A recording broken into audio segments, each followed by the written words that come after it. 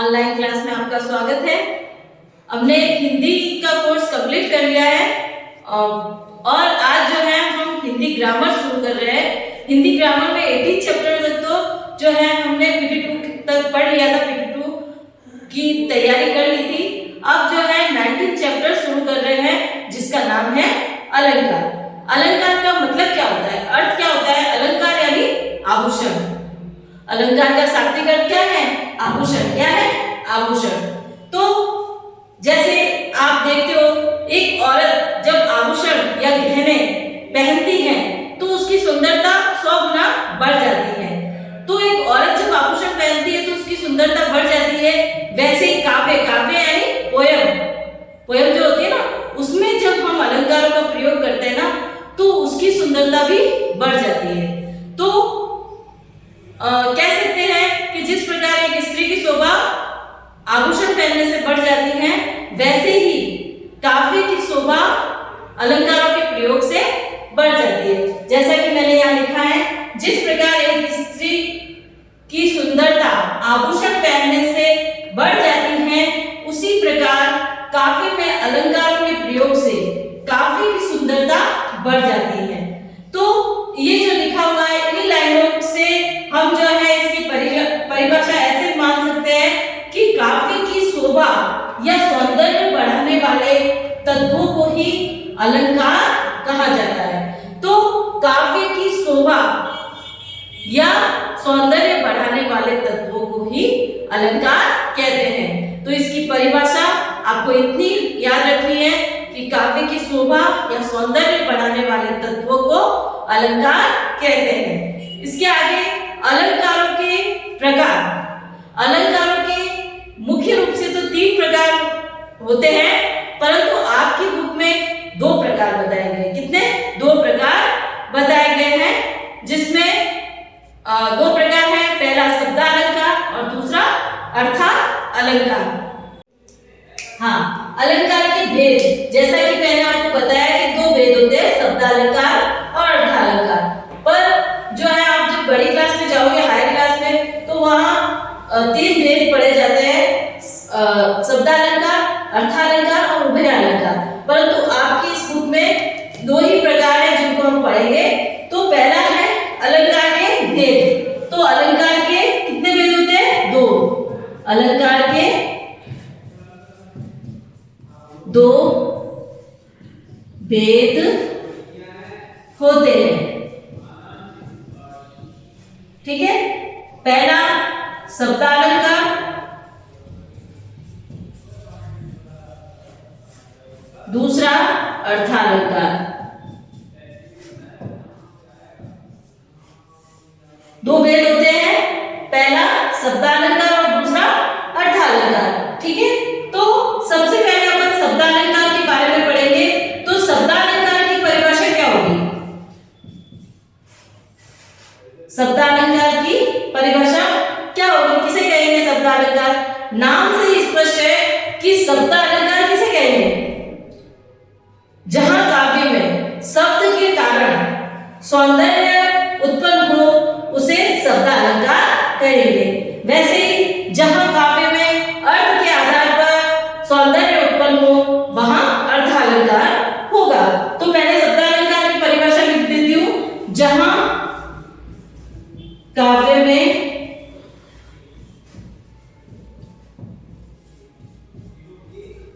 शब्द के कारण सौंदर्य उत्पन्न हो उसे शब्दालंकार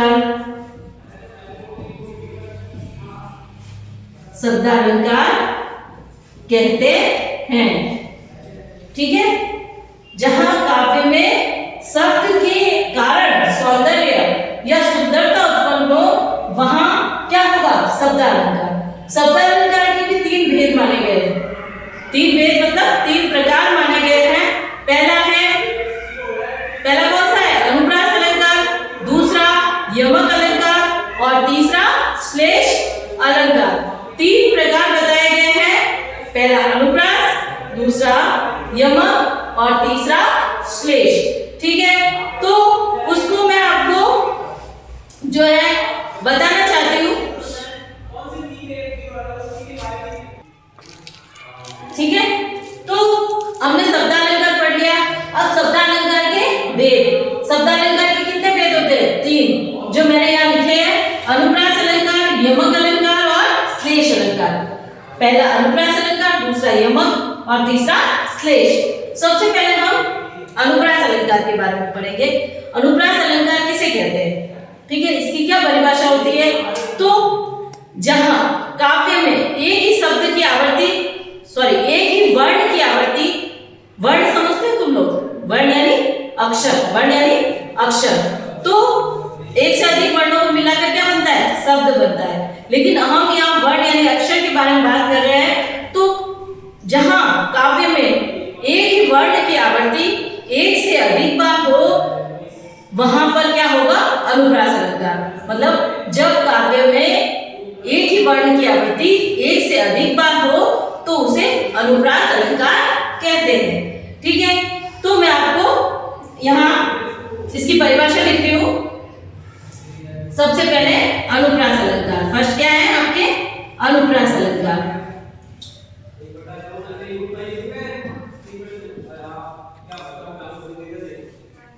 अनुप्रास अलंकार, ठीक है, जब काव्य में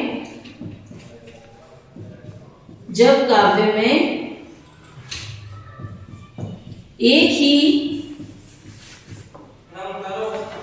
वर्ण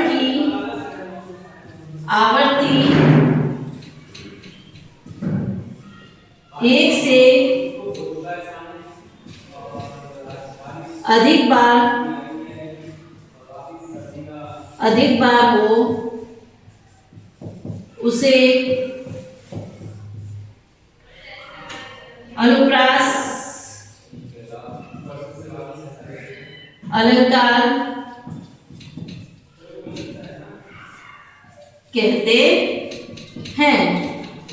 ठीक है, तो जब काव्य में एक ही वर्ण की आवृत्ति एक से अधिक बार हो, उसे अनुप्रास अलंकार कहते हैं। वर्ण यानी अक्षर। तो अक्षर तो आप समझते ही हो। ठीक है, तो अक्षर भले कोई भी हो, वो भ भी हो सकता है, स भी हो सकता है, भ भी हो सकता है। तो मैं यहाँ पे उदाहरण लिखती हूँ, जैसे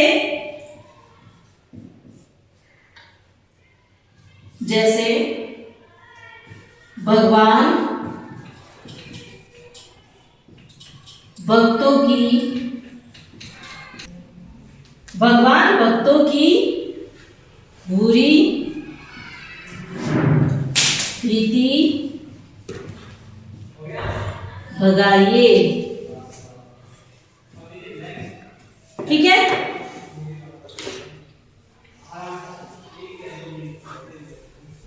ये एक उदाहरण हो गया। दूसरा उदाहरण है चारु चंद्र की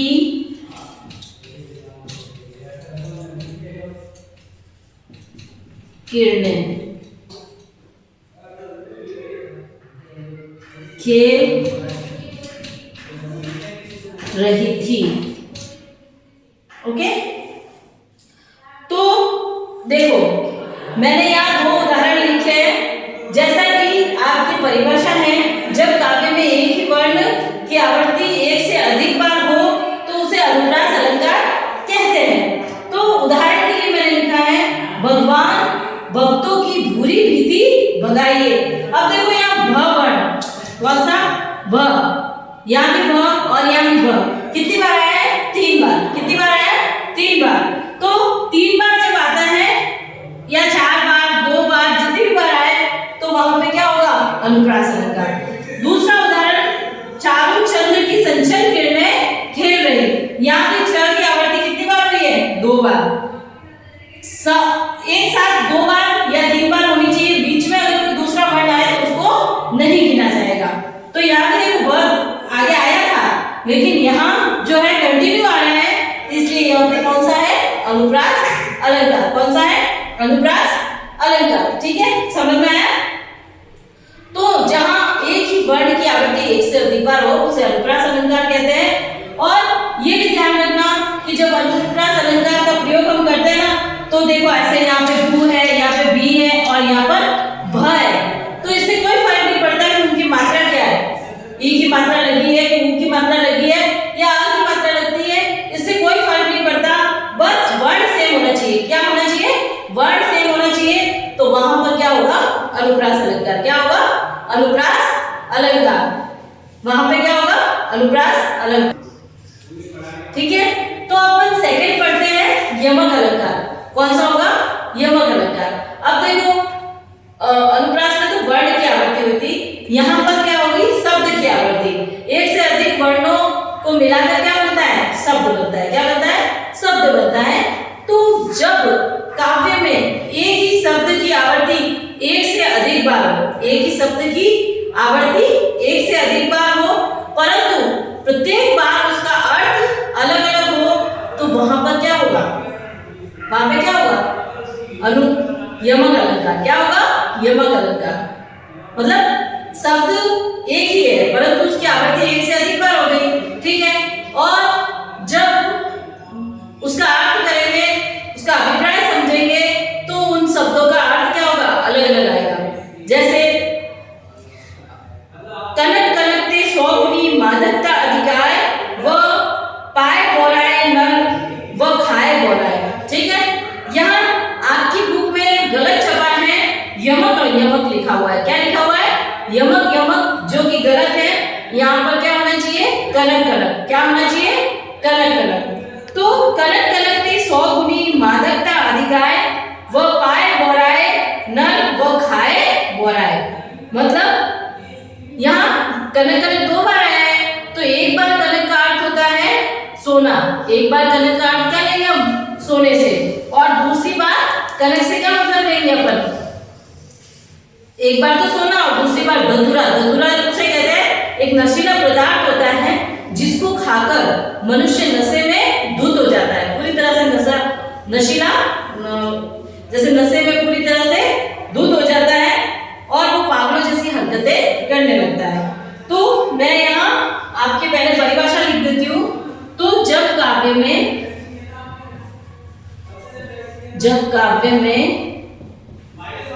एक ही शब्द की आवृत्ति एक से अधिक बार हो, परंतु प्रत्येक बार उस शब्द का अर्थ अलग अलग हो, उसे यमक अलंकार कहते हैं। क्या कहते हैं? यमक अलंकार कहते हैं। ठीक है, क्या कहते हैं? यमक अलंकार। तो यहाँ पर मैं आपके उदाहरण भी साथ ही साथ लिख देती हूँ, फिर मैं आपको समझा देती हूँ अच्छे से। देखो यहाँ आपकी बुक में भले यमक यमक लिखा है, लेकिन अपने को क्या लिखना है? कनक कनक। कनक कनक ते 100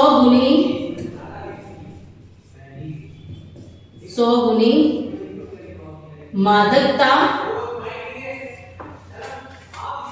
अधिकाय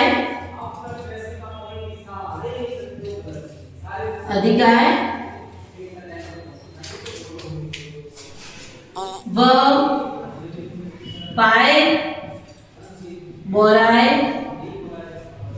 नर व खाए बोराए। ठीक है, ये एक उदाहरण हो गया आपके फर्स्ट। एक और उदाहरण लिख देती हूँ। काली, आपकी बुक में नहीं लिखा हुआ है, ये मैं आपको समझाने के लिए लिख रही हूँ। काली घटा का घमंड घटा,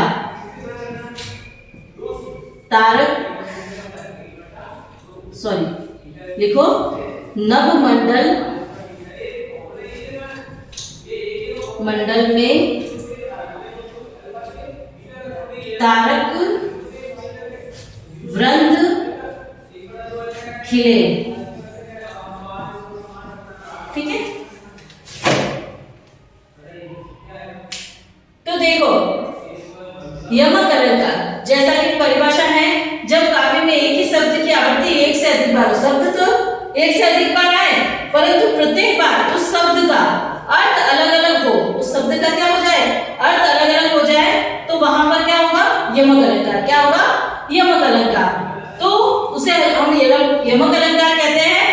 जैसे फर्स्ट उदाहरण जो आपकी बुक में दे रखा है, कनक कनक ते 100 गुनी मादकता अधिकाय, वह पाए बोराए नर वह खाए बोराए। जैसा कि मैंने बोला, पहला जो कनक है उसका मतलब होता है सोना। क्या मतलब होता है, सोना। ठीक है, और दूसरे कनक का मतलब क्या होता है, धतूरा। क्या होता है, धतूरा।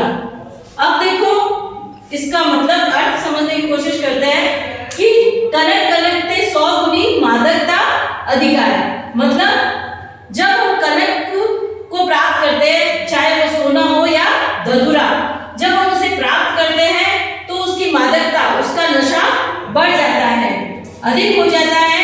जैसे सोना, कनक, पहला कनक जो है सोना है, तो वह पाए बोराए नर, मतलब जिस मनुष्य के पास जरूरत से ज्यादा सोना आ जाता है, सोना यानी गोल्ड, क्या होता है, गोल्ड, जरूरत से ज्यादा गोल्ड आ जाता है, सोना आ जाता है, तो वो क्या हो जाता है, पागलों जैसी हरकतें करने लग जाता है, घमंडी हो जाता है और पागलों जैसी हरकतें करने लग जाता है कि अब वो इतने सारे सोने का करेगा क्या। वैसे ही दूसरे कनक का मतलब होता है धतूरा। धतूरा मैंने आपको बताया एक नशीला पदार्थ होता है जिसको खाने से नशा हो जाता है, और नशा होने के बाद क्या होता है, हम पागलों सी हरकतें करने लगते हैं। तो यहाँ लिखा है वह खाए बोरा है। जैसे धतूरा मनुष्य खाता है ना, तो वो पागलों जैसी हरकतें करने लग जाता है, नशे में धुत हो जाता है। ठीक है, उसी प्रकार से जो सेकंड उदाहरण दे रखा है, एग्जांपल दे रखा है, काली घटा का घमंड घटा।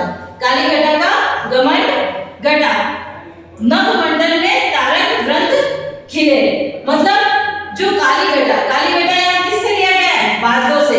किससे लिया गया है, बादलों से।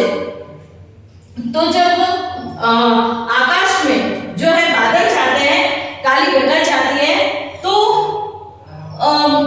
दूसरा घटा का मतलब क्या होता है, कम होना। तो काली घटा का घमंड घटा, नभमंडल में तारक वृंद खिले, मतलब जब आकाश में, नभ यानी आकाश में, तारक वृंद यानी तारे खिल गए, तो जो काली घटा यानी बादलों की जो घटा छाई हुई थी, वो उसका सारा घमंड कम हो गया। क्यों, क्योंकि तारे निकल आए। जब तारे निकल आते हैं तो बारिश होती नहीं है, इसलिए उसका घमंड कम हो गया। तो पहले घटा का मतलब होता है बादलों की घटा, और दूसरी घटा का मतलब होता है कम। ठीक है, तो नेक्स्ट है अपने थर्ड श्लेष अलंकार। क्या होता है, श्लेष अलंकार। श्लेष का अर्थ होता है चिपका हुआ। क्या होता है, चिपका हुआ। तो जहां काव्य में एक ही शब्द से कहीं अर्थ चिपके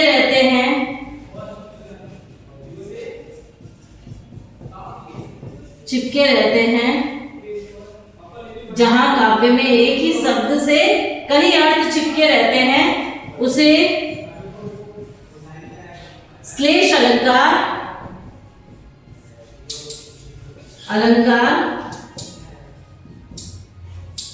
कहते हैं।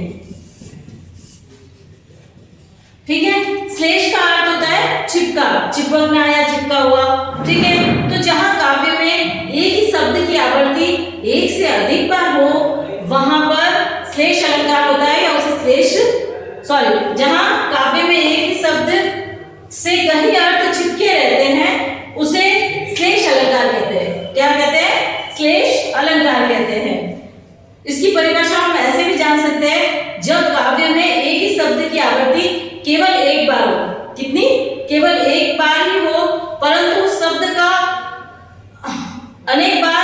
अनेक अर्थ निकले, परंतु उस शब्द के अनेक बार अनेक अर्थ निकले, उस एक ही शब्द के कई अर्थ निकले, उसे हम क्या कहेंगे?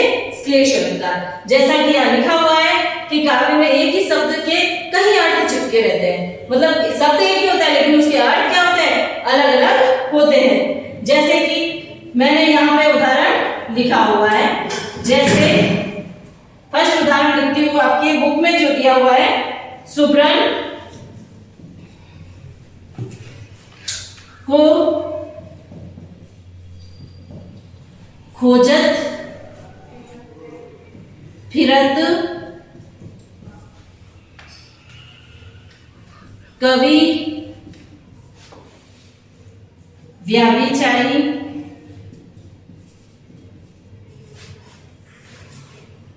ठीक है और चोर। ठीक है, और एक दूसरा उदाहरण मैं लिख रही हूं अलग से, पानी गए न उबरे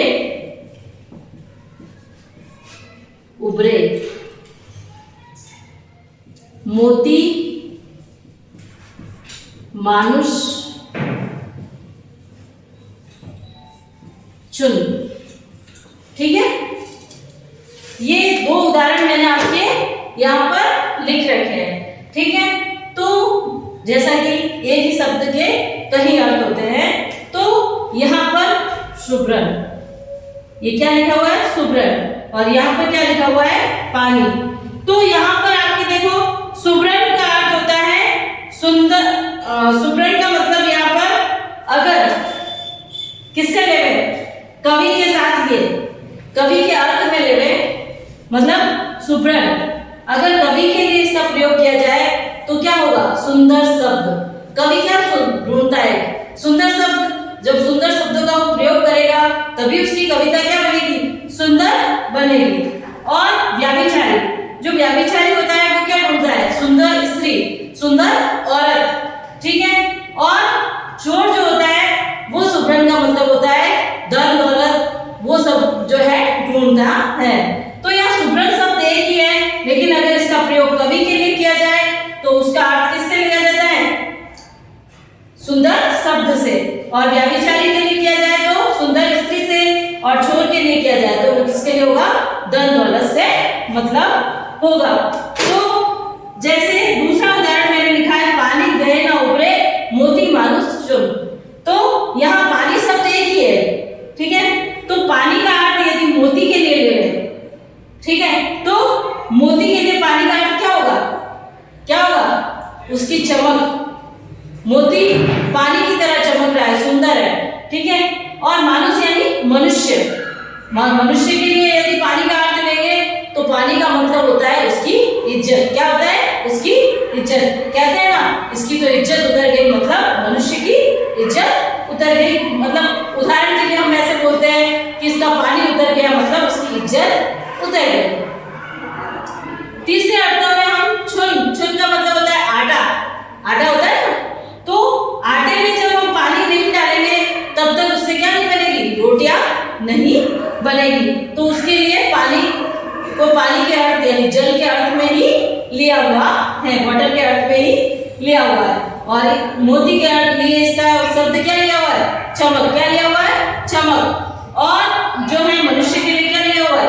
उसकी इज्जत। और चुन यानी आटे के लिए लिया हुआ है पानी, वाटर। ठीक है, तो इस प्रकार हमने आज जो है अनुप्रास, श्लेष और यमक अलंकार, जो शब्दालंकार के 3 प्रकार थे, उनको हमने पढ़ा। हम नेक्स्ट क्लास में जो है अर्थालंकार और उसके 3 प्रकारों के बारे में पढ़ेंगे। अगर इन अलंकार